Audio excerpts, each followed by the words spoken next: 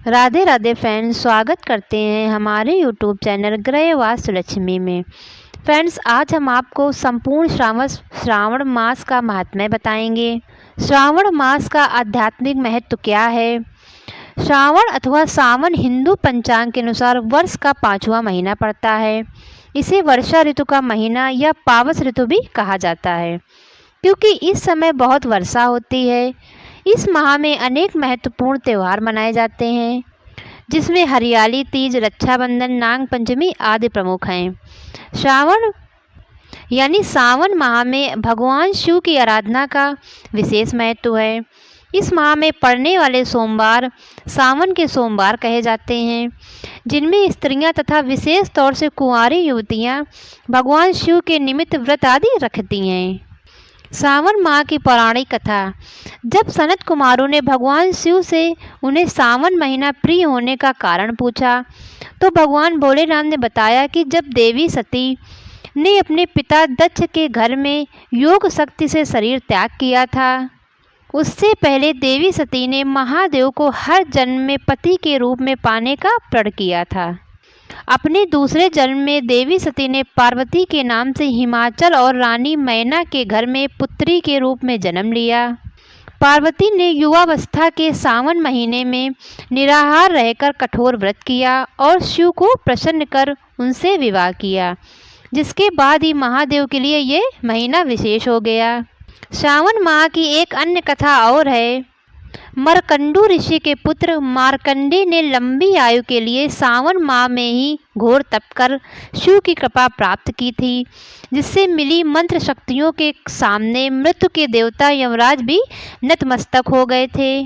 भगवान शिव को सावन का महीना प्रिय होने का अन्य कारण यह है कि भगवान शिव सावन के महीने में पृथ्वी पर अवतरित होकर अपनी ससुराल गए थे और वहां उनका स्वागत अर्घ्य और जलाभिषेक से किया गया था।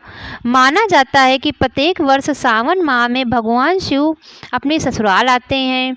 भूलोक वासियों के लिए शिव कृपा पाने का यह उत्तम समय होता है। पौराणिक कथाओं में वर्णन आता है कि इसी सावन मास में समुद्र मंथन किया गया था। समुद्र मंथन में जो बाद में हलाहल विष निकला, उसे भगवान शंकर ने कंठ में समाहित कर सृष्टि की रक्षा की, लेकिन विष पान से महादेव का कंठ नील वर्ण हो गया। इसी से उनका नाम नीलकंठ महादेव पड़ा। विष के प्रभाव को कम करने के लिए सभी देवी देवताओं ने उन्हें जल अर्पित किया, इसलिए शिवलिंग पर जल चढ़ाने का खास महत्व है। यही वजह है कि श्रावण मास में भोले को जल चढ़ाने से विशेष फल की प्राप्ति होती है। शिव पुराण में उल्लेख है कि भगवान शिव स्वयं ही जल हैं, इसलिए जल से उनकी अभिषेक के रूप में आराधना का उत्तमोत्तम फल है, जिसमें कोई संशय नहीं है। शास्त्रों में वर्णित है कि सावन महीने में भगवान विष्णु योग निद्रा में चले जाते हैं, इसलिए ये समय भक्तों, साधु संतों सभी के लिए अमूल्य होता है। यह 4 महीनों में होने वाला एक वैदिक यज्ञ है, जो एक प्रकार का पौराणिक व्रत है, जिसे चौमासा भी कहा जाता है। तत्पश्चात सृष्टि के संचालन का उत्तरदायित्व भगवान शिव ग्रहण करते हैं, इसलिए सावन के प्रधान देवता भगवान शिव बन जाते हैं। सावन मास में भगवान शंकर की पूजा उनके परिवार के सदस्यों संग करनी चाहिए। इस माह में भगवान शिव के रुद्राभिषेक का विशेष महत्व है, इसलिए इस मास में प्रत्येक दिन रुद्राभिषेक किया जा सकता है, जबकि अन्य माह में शिववास का मुहूर्त देखना पड़ता है। भगवान शिव के रुद्राभिषेक में जल, दूध, दही, शुद्ध घी, शहद, शक्कर या चीनी, गंगाजल तथा गन्ने के रस आदि से स्नान कराया जाता है। अभिषेक कराने के बाद बेलपत्र, शमी पत्र, कुशा तथा दूब आदि से शिवजी को प्रसन्न करते हैं। अंत में भांग, धतूरा तथा श्रीफल भोलेनाथ को भोग के रूप में चढ़ाया जाता है। शिवलिंग पर बेलपत्र तथा शमी पत्र चढ़ाने का वर्णन पुराणों में भी किया गया है। बेलपत्र भोलेनाथ को प्रसन्न करने के शिवलिंग पर चढ़ाया जाता है। आँख का एक फूल शिवलिंग पर चढ़ाने से सोने के दान के बराबर फल मिलता है। 1000 आँख के फूलों की अपेक्षा एक कनेर का फूल 1000 कनेर के फूलों को चढ़ाने की अपेक्षा एक बिल्वपत्र से दान का पुण्य मिलता है। 1000 बिल्वपत्रों के बराबर एक द्रोण या गुमा फूल फलदायी होते हैं।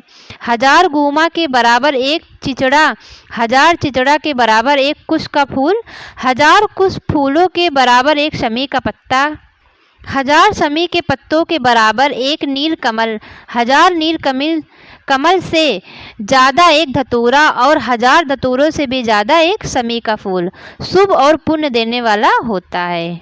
तो फ्रेंड्स, आप भी श्रावण माह में भगवान शिव की विधिवत पूजा करें।